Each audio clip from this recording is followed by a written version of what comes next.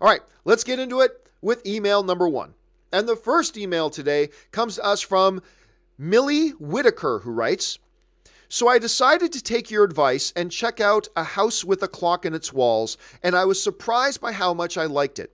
What surprised me even more was that the theater was full. I thought we'd be the only ones there. How do you think it will do opening weekend?" All right, thanks a lot for the question, Millie. And obviously, Millie sent this in a couple of days ago. So yeah, a clock with a house in its walls. A house with a clock in its walls. I put up a review for this the other day, and I was pleasantly surprised. Look, I didn't love this movie, not at all, but it was much better than I thought it would be. And it was to the point that I was like, you know what? Yeah, I dig it. It's enjoyable. It's a very lightly entertaining movie that I enjoyed, and I got a kick out of it. And I thought it was just going to be utter rubbish, to be honest with you. I thought this movie was going to be complete and utter rubbish. But I went into it, I watched it, and you know what? I liked it. Not to the point that I was recommending everybody rush out and see it, but enough to the point that I was saying, hey, if you guys were even considering seeing this movie, like if you even thought you might be interested in A House with a Clock in Its Walls, you should go check it out, because I was pleasantly surprised by it. Anyway, I, like you, Millie, was not expecting many people to go out and see it, because I don't think the trailers have been very good. It's not that popular of a novel, so I wasn't expecting much.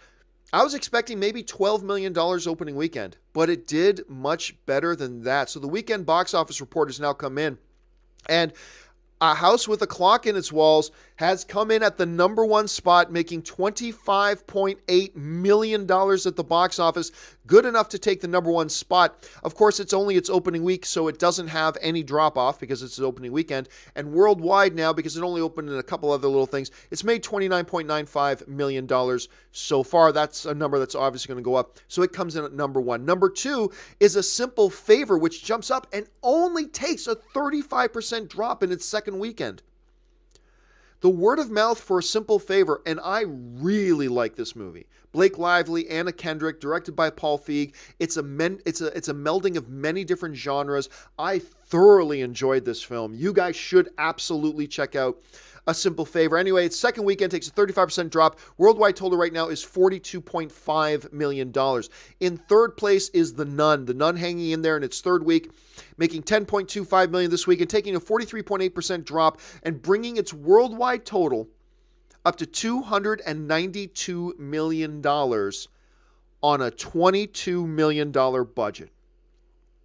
On a $22 million budget, this thing is now kissing $300 million worldwide.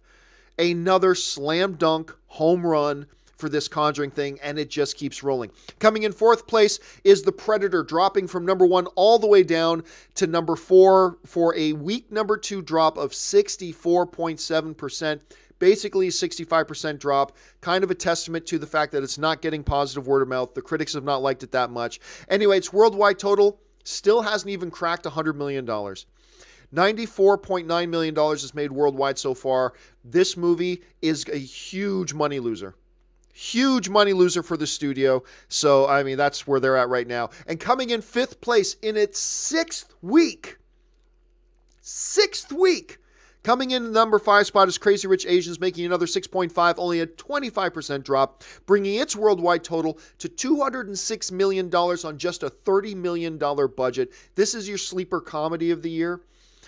Kind of obviously, and I don't think it's one of the best films of the year, but again, a good, solid, entertaining, nice, light comedy, kind of a paint-by-numbers romantic comedy, but it's effective, and it does its job, and it's good. Now, notice other things here.